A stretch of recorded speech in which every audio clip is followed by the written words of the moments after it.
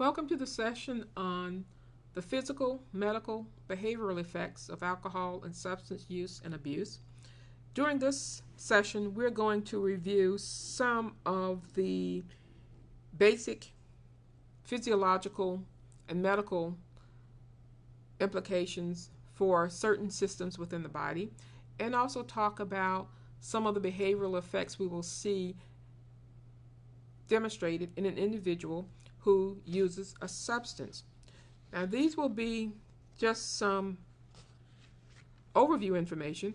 It is not all inclusive of the symptomology and the physical and behavioral and medical effects that will occur across all individuals or across all body systems. But we are looking primarily today at the body systems that will be affected by alcohol use. The first system we're looking at is the digestive system and the medical effects of alcohol. The digestive system, as you know, consists of the stomach, consists certainly of the intestines, and it consists of the liver,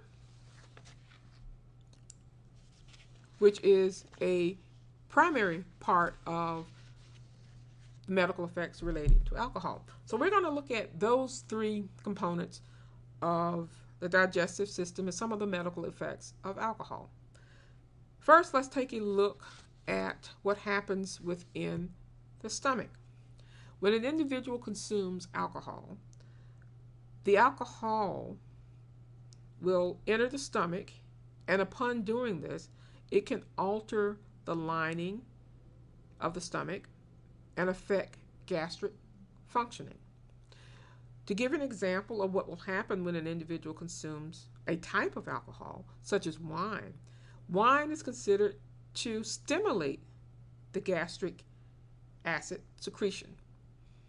So, wine increases an individual's ability to consume food as well as digest food. Oftentimes what happens, particularly in elderly individuals who tend to eat less, physicians would recommend that they actually have a glass or half a glass of wine prior to a meal in order to stimulate those gastric functioning, so the individual will eat more, consume more nutrients. Whereas wine stimulates the gastric function, beer and diluted whiskey are weaker stimulants because they do not produce the same kind of gastric interaction. So it also is not just the amount consumed, it is a type of alcohol consumed that will have some type of effect on the stomach lining and the gastric functioning. Another issue related to the digestive system, particularly the stomach, with chronic alcohol consumption, aspirin, the use of aspirin, can cause gastritis, gastric ulcers, and sometimes severe bleeding. Now, we know that studies have looked at the cause of aspirin on the digestive system, and what we do know is that aspirin, when taken in conjunction with an alcohol like a substance like alcohol, can irritate the stomach and cause marked gastritis and ulcers and severe bleeding. So keeping in mind that not only does alcohol get metabolized for the most part by the liver, so does aspirin. So an individual will have to be very careful. And the recommendation is you do not use aspirin in conjunction with alcohol because of the potential for the gastric problems as well as for liver damage. Also, what we know about alcohol in the stomach is that much of the alcohol that is consumed in small doses is metabolized in the stomach. Larger amounts are metabolized by the liver, but small amounts are metabolized in the stomach. And gastric metabolism acts as a barrier to toxicity with moderate alcohol doses, and the emphasis here is on moderate. But with chronic consumption, the barrier effectiveness is diminished. So, in other words, what we're saying is that because of the small amount of alcohol that is metabolized within the stomach, the gastric metabolism blocks a lot of the effects of moderate use, but chronic use or high use, then that barrier becomes very ineffective. Small doses of alcohol produce less impact in the stomach. Now, the small intestines can have changes in motility, in metabolism, blood circulation, and cellular structure.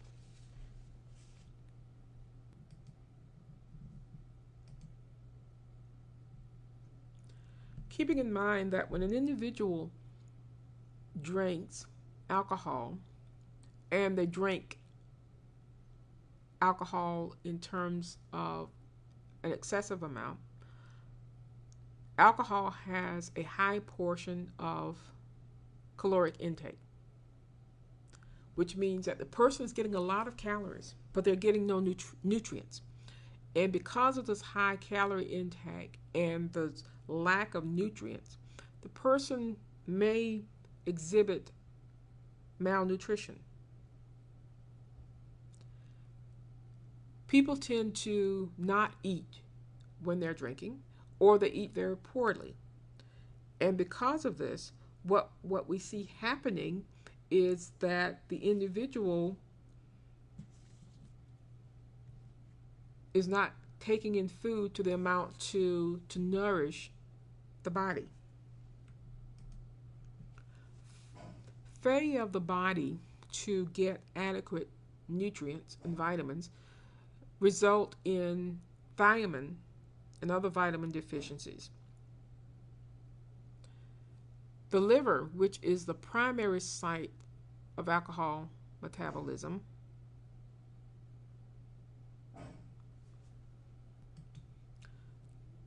that being the case, we will see individuals who consume alcohol in large quantities or have chronic alcohol abuse result in fatty liver, in alcoholic hepatitis, in hepatic fibrosis or scar tissue, and we will also see cirrhosis. And cirrhosis is simply the hardening of tissue within the liver, or dead tissue is another term that is used to refer to cirrhosis. So what happens with an individual who uses alcohol in high quantity, that person may very well exhibit signs and symptoms of alcoholic hepatitis, of cirrhosis, and of gastritis. Also, when we look at what goes on within the digestive system, as far as the intestines, the direct effects of alcohol in the small intestines can include changes in intestinal motility, metabolism, blood circulation, and cellular structure. When alcohol constitutes a significant portion of caloric intake, the person does not eat enough food, does not get essential vitamins. As a result, they may suffer primary malnutrition resulting from inadequate diet, and secondary malnutrition from the effects of alcohol on nutrient digestion, nutrient absorption, or subsequent use by the body. And this is where the thiamine and other vitamin deficiencies occur. Individuals who consume alcohol also may exhibit diarrhea and malabsorption, which are common in heavy drinkers. result from direct toxicity of alcohol on the intestines, as well as a variety of other interacting factors such as malnutrition and injury to the liver and pancreas. Injury to the intestinal tract may also take the form of varices. And varices simply refer to the twisted and dilated veins or arteries in the colon, which are rare, but may cause sudden massive rectal bleeding in people with liver cirrhosis. Alcohol may also have direct effects on the colonic motility and morphology, which is an increased incidence of colon cancer. We will also see direct effects on the liver, and keeping in mind that the primary function of the liver is to filter blood and to secrete bile into the gastrointestinal tract. So the liver is a primary site of alcohol metabolism. Keeping in mind that earlier we said small amounts are metabolized in the stomach, but the liver is where the majority of alcohol is metabolized. Alcohol abuse can cause changes in the liver in the form of fatty liver. And fatty liver is an infiltration of fatty cells into the normal liver. It can also result in alcoholic hepatitis, hepatic fibrosis, or cirrhosis. And these changes can occur even when there is no malnutrition. They do occur when there is, but they can also occur when there's not malnutrition. Now, for persons who develop cirrhosis, it is an irreversible condition. It means once the damage is there, the damage is permanent. If the person stops the alcohol use, the damage won't get any worse, but what has been done remains. And for people diagnosed with cirrhosis, there is an average 50% survival rate after 5 years. Now, the pathology of alcoholic liver disease includes hepatic stenosis, which is fatty liver, hepatic fibrosis, scar tissue, and alcoholic hepatitis, which is inflamed liver, and cirrhosis, which we referred to earlier as a destruction of cells, excessive scarring, the death of healthy cells within the liver. We also see fat accumulation in the liver, and this fat accumulation in the liver is the earliest and most common effect of alcohol consumption. It is generally considered benign and reversible, and there is no evidence that the condition is a precursor to cirrhosis. So that's the fat accumulation. Now, with alcoholic hepatitis is characterized by an inflammatory reaction and death of liver cells. The prognosis for alcoholic hepatitis is approximately 60% survival rate 5 years after the onset of the disease, and as many as 49% of people with severe disease, if untreated, may die within a few months. And what you're beginning to see here when we're talking about fat accumulation, alcoholic hepatitis, you've seen a progression, a person moving through a series of stages. The next one is cirrhosis. Cirrhosis may develop without an intermediate stage of alcoholic hepatitis. There is no established therapy for people with cirrhosis, and about half die within 5 years. So a person, and this is where individual variation becomes evident, a person may move from fat accumulation to alcoholic hepatitis to cirrhosis. Or a person may not go through those first stages or have those earlier diagnoses of fat accumulation and hepatitis and move right into cirrhosis. And still we know another example of individual variation is that an individual can be a chronic alcoholic and never develop cirrhosis. So that's where the individual variation comes into effect. Now, features of cirrhosis indicate a poor prognosis. And what we mean by this is that individual with cirrhosis may have a change in blood chemistry. They may experience blood clotting. There may be gastrointestinal hemorrhage. Brain disorders may develop. There may be, for example, such as spontaneous encephalopathology, which is simply the brain begins to swell. A person with cirrhosis may also develop kidney problems. There may be an accumulation of fluid in the peritoneal cavity, and remember, the peritoneal cavity is a lining of the abdomen. Cirrhosis is also characterized by increased fibrosis, and continued alcohol abuse will adversely affect the prognosis. So, the thing to remember when we talk about liver damage is permanent. It's irreversible. The person can have recovery in the sense if they stop using, it won't get worse, but what has occurred will remain. The next system we want to look at is the cardiovascular system. The cardiovascular system, of course, we're referring to the heart. And we're also looking at the vascular system as a part of the cardiovascular system.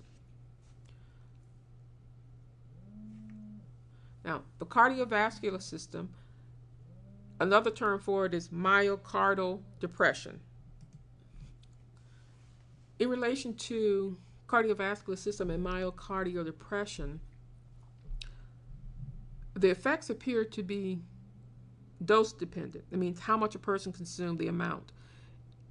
And reduced cardiac contractibility occurs only during alcohol intoxication.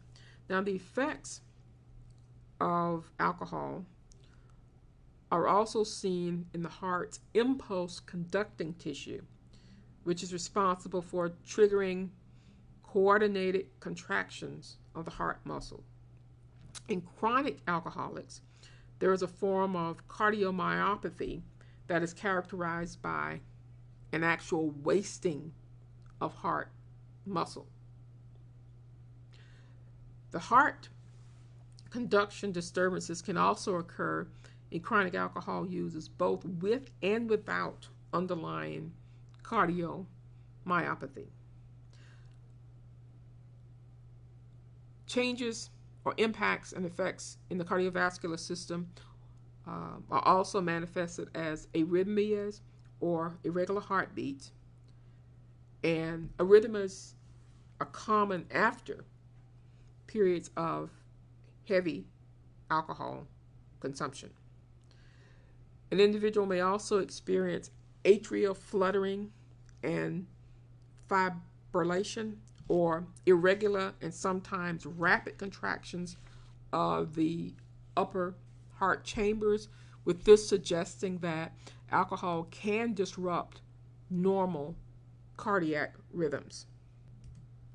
And as a result, it's not uncommon to see individuals have heart attacks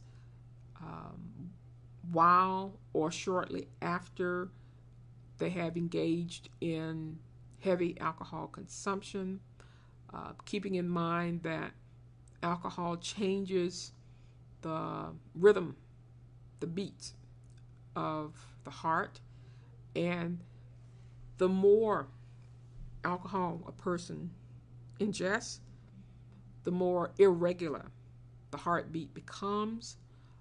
There's also the increase in or changes in the vascular system. And the most commonly seen change in the vascular system is in the area of blood pressure. Blood pressure often increases substantially during and shortly after acute intoxication. Now, the alcohol hypertension relationship is seen mostly at drinking levels equivalent to a usual daily intake of 3 or more drinks, and the strongest in men, Caucasians, and people over the age of 55. Diseases involving thrombosis or blood clots that obstruct the blood vessel, including pulmonary embolism, peripheral venosus thrombosis, and stroke, are thought to be the more common in alcoholics.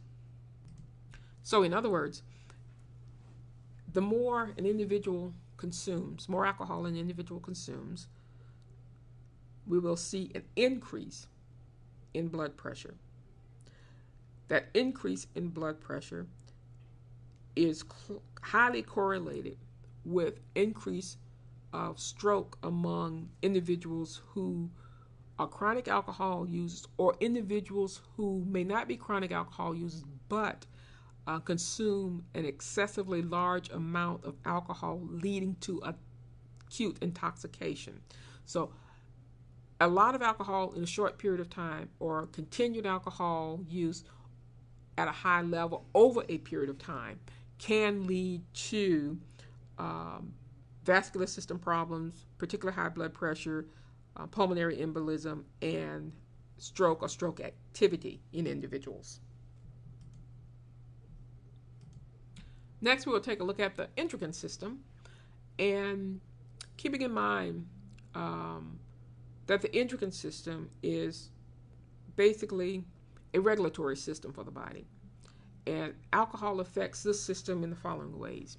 First of all, it alters the functioning of the pituitary. In turn, other glands cannot function properly because they are not receiving the proper hormonal instruction. The pituitary gland is the one that regulates the other glands within the body, so it tells the other glands what to do. What happens with alcohol consumption is it disrupts that function. It disrupts the pituitary from sending out messages to those other glands, and as a result, those other glands are not getting the hormonal instruction. They don't know what to do. So that disruption is what happens to the pituitary within the endocrine system with alcohol consumption. Now, other glands are affected directly. While they may receive correct instructions from the pituitary, alcohol can impede their ability to respond. And what happens as a result of that is we see development of liver damage, because those glands are not sending those messages to other parts of the body. And the capacity to break down and metabolize is diminished. So those hormones are not telling the liver to break it down and to metabolize it. And as a result of this diminished capacity, there is a hormonal imbalance that may result. Now, hormonal imbalances vary from individual to individual, and it also varies by gender. For example, in males, what we see with this hormonal imbalance is a lower level of testosterone. And what happens when the testosterone in males drop, there are effects that occur in different ways. One would be direct action on the testes. Another one will be action on pituitary and its subsequent failure to secrete the LH. The LH hormone is what stimulates the testes secretion of testosterone. A third effect we will see in men is that the liver's clearance of testosterone may be increased. And finally, malnutrition may inhibit the hypothalamic pituitary testicular axis at all levels. So a lot what happens here with males and high or chronic alcohol use, we see an impact on the reproductive system. Now, in women, chronic use can result in early menopause. It can result in lower postmenopausal gonadotropin levels. It can increase levels of female sex hormones. And acute alcohol intake does not produce any in LH levels in menopausal women. So, again, when we talk about the impact of alcohol on the endocrine system, it's going to vary, and it's going to vary. You have to look at it from an individual perspective. Alcohol also is highly correlated with an increase in cancer. So alcohol use increases the risk of many cancers, especially those of the liver, the esophagus, and the larynx. Alcohol-related tumors in the oral cavities. And the reason this is going to happen is because there's a deficiency in vitamins A, B, and zinc. And people who are alcoholic are not known for the best oral hygiene, so they neglect the oral hygiene, and you add the vitamin deficiency in there, so that's going to give them an increased risk for oral cancer. And there's also the synergistic effect between drinking alcohol and smoking. Alcoholics smoke at a higher rate than the general population. There's a risk of cancer in the stomach, the liver, lung, pancreas, colon, and the rectum. And what happens to create this increase in risk factors for cancer in these areas is that combination of the vitamin deficiency and that synergistic effect of smoking. Now, several factors may be operating in the susceptibility to cancer. Things that will really have to be considered is the alcohol suppression of the immune system. And basically what this does is it reduces the body's ability to defend against cells with foreign viruses or anti-agents. So basically, alcohol consumption reduces the body's ability to fight off invasions from other viruses and diseases. Also, another contributing factor to susceptibility to cancer would be nutritional disturbances. A third factor is that alcohol can induce any of several microchromosomal enzymes that are responsible for the activating procarcinogens to carcinogenic compounds. These activated compounds may then react with DNA or the enzymes involved in the maintenance or expression of DNA, resulting in a genetically altered cell. And what we know about cancer is cancer, once it enters the body, it changes cells or it consumes healthy cells. And that is what happens with the relationship between alcohol and cancer, is that once alcohol continues to be used at an excessive level and over a period of time, it changes the structure, the DNA structure of cells. Another problem that we see with individuals who are chronic alcoholics is dental problems. And the most basic explanation for this is poor oral hygiene and atrophy of the salivary glands that lead to tooth decay. There's also an increased incidence of advanced generalized periodontitis. We see poor nutrition may cause painful oral ulcerations of the palate, of the tongue, and the oral cavity. And when this happens, the oral hygiene becomes worse because now there is pain preventing the individual from the simple task of brushing his or her teeth or even using oral rinse or mouthwash. So the pain as a result of the poor nutrition, as a result of the alcohol use, as a result of the poor oral hygiene, also can play back into and lead to increased risk for cancer within the oral cavity. Another area that we will see in individuals who are chronic alcohol users is a severe brain dysfunction. And there are two major types of brain dysfunction that will occur in an individual who is a chronic alcoholic.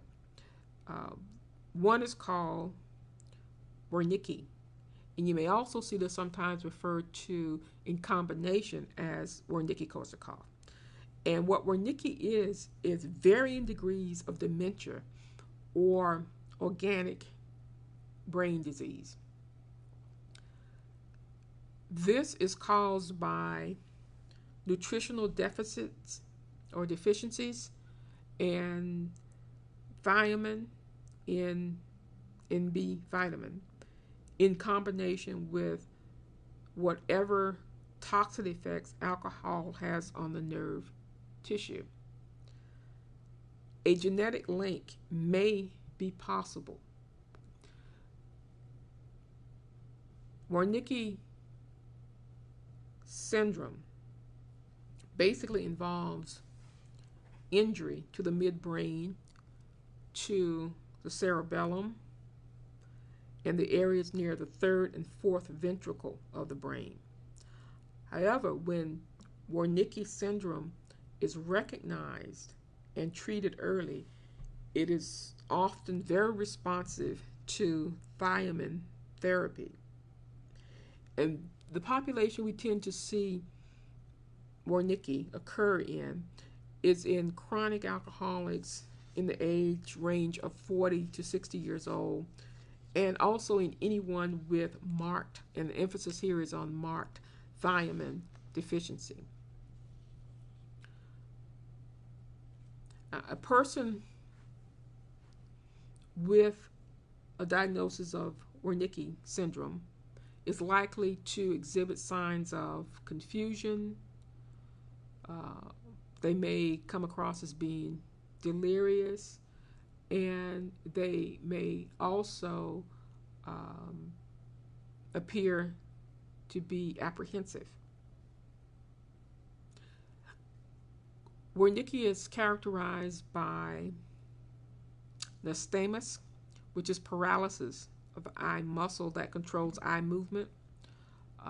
This is one of the first symptoms to appear, and later with treatment to disappear. Also, with a person with a diagnosis of Wernicke syndrome, you may see ataxia. And ataxia is simply difficulty in walking and being off balance. And ataxia here is caused by damage that has occurred to the peripheral nerve. You may see an individual exhibit, if you were to actually look at what ataxia looks like in an individual with Wernicke syndrome, the person may appear to walk toddler-like, kind of balancing himself, rocking from side to side. Another brain damage dysfunction that occurs in individuals with chronic alcohol use is Korsakoff syndrome. Korsakoff syndrome results from damage to the areas of the brain important for memory function and is associated with damage to the peripheral nerve tissue. With treatment, Korsakoff psychosis response is very slow and less likely to improve.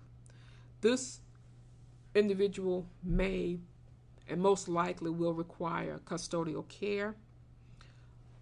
Korsakoff, unlike Wernicke-Korsakoff, is not very responsive. It is certainly not reversible. The individual will show severe memory loss and confabulation. And here, confabulation is the person simply makes up tales, or they make up information to fill in because they don't have the facts. They can't recall the facts anymore.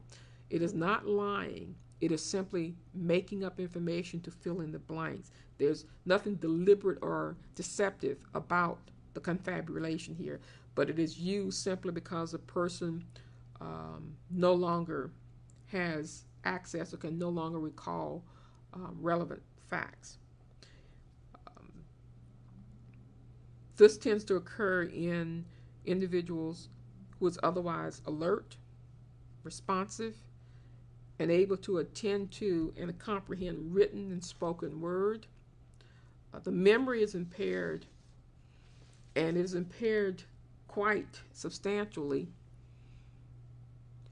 and it comes across because the memory impairment is greatly out of proportion to other cognitive dysfunctions. The person simply cannot process, cannot store new information. Therefore, they're making up stories to fill in memory gaps. And again, like I said, these are not deliberate lies. Both the long-term and short-term memory is affected. And memory here is substantially out of proportion because of lack of recall. The person may also present ataxia with a diagnosis of Korsakoff syndrome. And you may also see delirium tremors within an individual with Korsakoff syndrome. And what we mean by delirium tremors is sometimes referred to as DTs. The thing too to remember about Korsakoff, we don't see as many cases of individuals diagnosed with Korsakoff as we do with Wernicke. And the reason we don't see as many people diagnosed with Korsakoff is because if the Wernicke syndrome is diagnosed and treated, and the person has the positive response to the routine administration of thiamine during detox, then it lessens the impact and the effect. So we will see more people with a diagnosis of Wernicke and less people with a diagnosis of Korsakoff because of this reason. The reason being early identification and intervention and the person's responsiveness to that intervention. Now, in the acute phase of alcohol-related brain damage, the diagnosis is Wernicke-Korsakoff syndrome, Wernicke-Korsakoff syndrome. There may also be a possible genetic component to Wernicke-Korsakoff. There is an enzyme imbalance or enzyme deficiency thought to be inherited, such that an individual's body cannot metabolize thiamine efficiently. So if an individual has a genetic problem and they cannot metabolize thiamine, even if it is given to them upon the diagnosis of Wernicke, the person is less likely to be responsive to the thiamine intervention and can very well advance to Korsakoff. And these individuals are at risk for developing brain lesions associated with Wernicke-Korsakoff syndrome. Now, these are just some of the most important areas to know in terms of medical and physiological effects of substance, particularly alcohol, on the body. But there are also behavioral changes that occur in an individual. And you have to remember, from a behavioral perspective, drinking is an important activity in the life of the user. The person basically develops a friendship or a relationship with the alcohol or with the drug. So to say stop using or you must stop becomes problematic for that individual, and there will be resistance to doing that. So in order to provide intervention from a behavioral perspective, there's certain steps that the user must be helped to recognize. And first of all, when a person uses a substance, what they do is they learn the mood swing. And that mood swing is usually very acute and very pleasant, or make the person feel good from the use.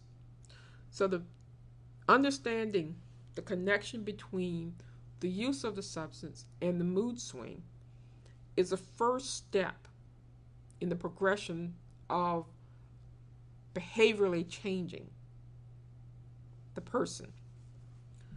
The person also knows that alcohol can be counted on to enhance or improve his or her mood. The expectation is that the alcohol or the drug will help. They are not anticipating their usage to produce negative effects. They are anticipating positive, here, mood changing, make me feel better effects. By altering the dose, the person can control the mood swing. Somewhere along the continuum, however, the alcohol or the drug will produce harmful effects. This, for example, is where you may see a person who will say, I'm not going to have 3 drinks today. I'm only going to have 1 because I just want to feel relaxed. I just want to feel a little less stress. So the attempt here is, by altering the dose, they can control the mood swing. However, the problem with that is the loss of control factor we mentioned earlier. When the person loses control over when and how much to consume, that's when it produces the negative effects. In fact, what happens with an individual who uses initially as a mood altering is the body gets used to having that amount to change not only hormone level, but behavioral levels. And it makes the adjustment to that. So what happens is what used to be used in terms of the amount to produce a pleasant or relaxed feeling no longer works. And the person has to increase that amount to feel that feeling of relaxation or stress reduction. So essentially what happens is there's a boomerang effect. And that's where the harmful dependence comes in. Alcohol or the drug now produces negative effects. It's not pleasant anymore, but it's needed just to make the person, quote, feel normal, end quote. So the swing back is less comfortable than the original feeling before the drinking and the drugging occurred. So what the person was doing to feel better no longer feels better. In fact, they feel worse than when they were stressed out or they just needed some tension relief. And what happens with this boomerang effect is that the person at one point used 1 or 2 drinks to relax, continued to do that, the tolerance increased. So it was no longer 1 or 2, it was now maybe 3 or 4 to get that feeling. But each time the person increased the amount of alcohol that they used or the drug, when they came back down from that high or euphoric feeling, they went past what it took to just feel normal to feeling worse. So what happens is, for each time they increase the amount to move further to the right, being that makes me feel better, when they came back down, they moved further to the left, which made them feel even worse. So that boomerang effect is what now shows harmful dependence, because it takes more to produce an effect of euphoria, an effect of relief, and ironically, effect of just feeling normal or just not feeling bad anymore. Now, if we were to look at some of the behavioral effects of alcohol, I mean, what do we see manifested in how people act when they have consumed?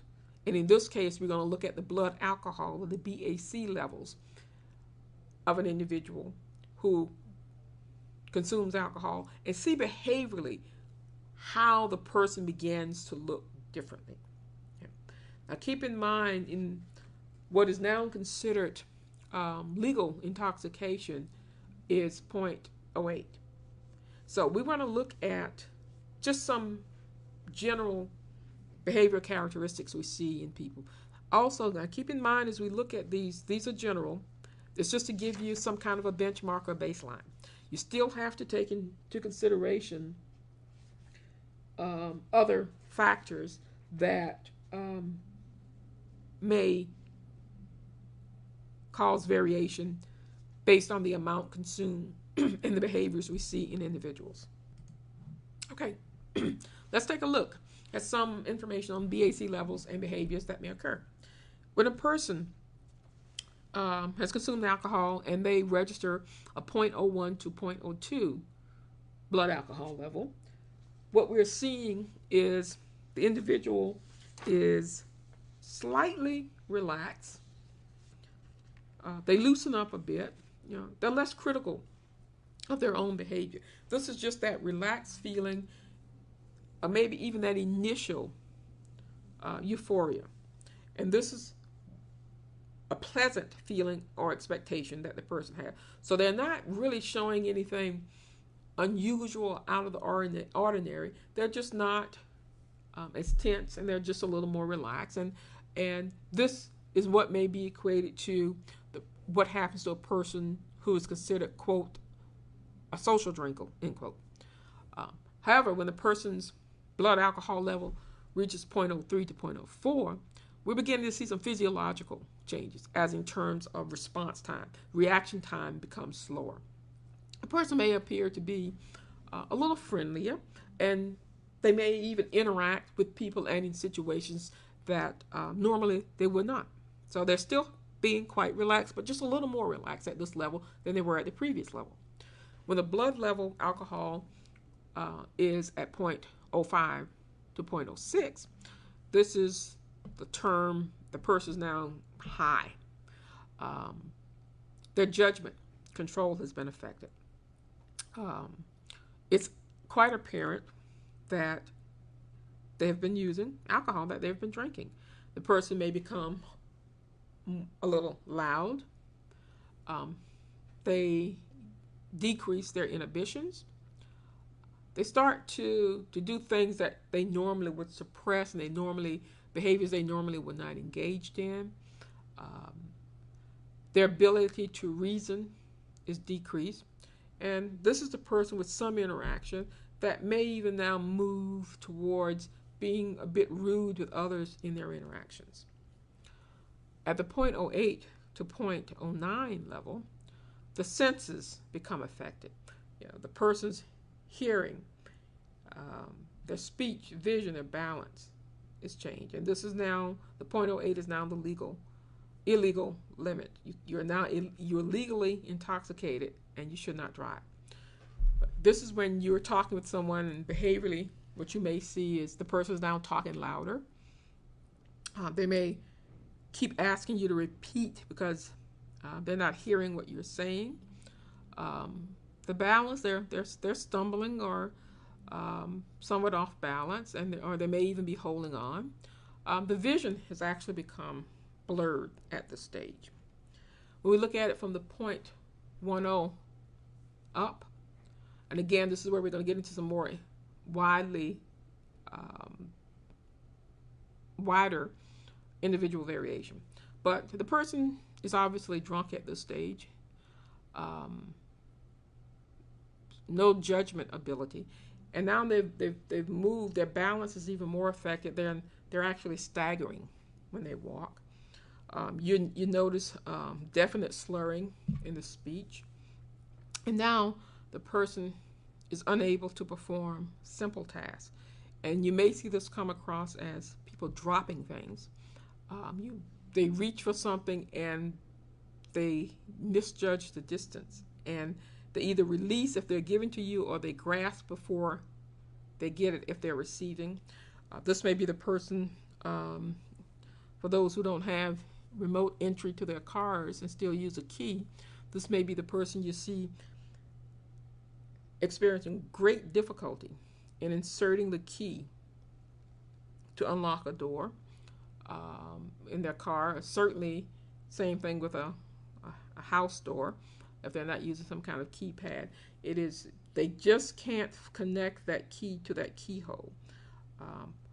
Again, because what we're seeing now is not just balance, but we're beginning to see some neurological impact of the alcohol, and the person just can't manipulate and focus and perform simple tasks. At the point 2, 0 and up, the person's emotions become erratic. They may exhibit these kind of mood swings going from one extreme to the other. They go from laughing to anger, from anger to tears. So their emotions now, because they can't control what's going on with the nervous system, so the emotions become very erratic. At the point 3-0 and up, the person's in a stupor. In a stupor, literally, they may actually be on the floor. They may even lose control of their bodily functions. They may urinate on themselves.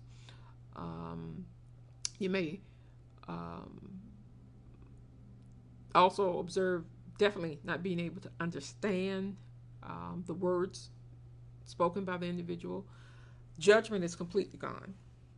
There is no coordination. They're almost jellyfish-like in terms of any type of coordination. And a person at this point can very well go into possible coma or into a deep sleep. At the point 4-0 to point 5-0, the person is losing control of the brain center that regulates the heartbeat and breathing. The person is in a coma. The respiratory system is suppressed at this point. And again, depending on the individual variation, the person could very well die at this point. But at the point 5-0 and up level, death is very likely at any point past this level. Again, what we will need to consider when we're talking about some of these changes in individuals is we would have to look at the amount of the substance consumed. And you, as a part of the amount of that substance consumed, you may also want to look at what the substance was that was consumed. Okay? So how much did the person take? And that is also plays into the rate of consumption. How much did the person take within a period of time? That will also influence some of the behavioral and some of the physical changes you will see. Body weight and gender is another one that has to be taken into consideration. We do know that people who are heavier, it takes longer for them to feel the effects of alcohol. We also know that people who have more muscle tissue as opposed to more water, takes them longer to feel the impact or effects of alcohol. Women tend to be more water soluble and men tend to be more muscle soluble. So you will see a difference in how quickly women may feel the effects of alcohol because they are water soluble. Water is a conductor of alcohol, whereas body muscle slows down that conduction. You would also have to consider when a person's drinking, if food is present in the body, did they eat? And how much did they eat? And even what they ate. There are some people who try to slow down the absorption and metabolism rate of alcohol by making sure they eat before they drink. And if they eat foods that are high in protein and in starch, it slows down the metabolism and absorption rate considerably. So often people who don't eat and they consume an excessive amount of alcohol, they will feel the effects much quicker, male or female. Other factors that has to be considered when we look at the effects of alcohol on the body and on behavior include tolerance. And remember, we define tolerance as the amount of alcohol it takes to feel the impact, and over time it takes more to produce the impact. So that means a person's tolerance level is going up. They can tolerate more alcohol because it's going to take more to produce the effects that less used to take. We have to look at the mood the person is in. We have to look at if they're taking any other medications and what the interaction effect may be with the alcohol. And lastly, what we have to consider is the route of administration. Typically, yes, with alcohol, the route of administration is ingestion. Okay, but if a person is taking other types of drugs, can that drug be ingested? Can that drug be inhaled? Can it be injected? And the fastest way to get the drug into the bloodstream is through injection. So someone who is a heroin addict or someone who is shooting up cocaine will feel the impact much faster than someone who's drinking alcohol. Okay. The second quickest way to get the drug or the substance into the system is through inhaling it. So snorting it through the nose. So people who snort cocaine will feel the effect quicker than people who drink alcohol. And the slowest way to get the drug into the system and feel the effect, of course, is through ingestion, to drink, because it has to be absorbed partially in the stomach, then it has to be metabolized within the liver. So it takes longer for the route of administration through ingestion.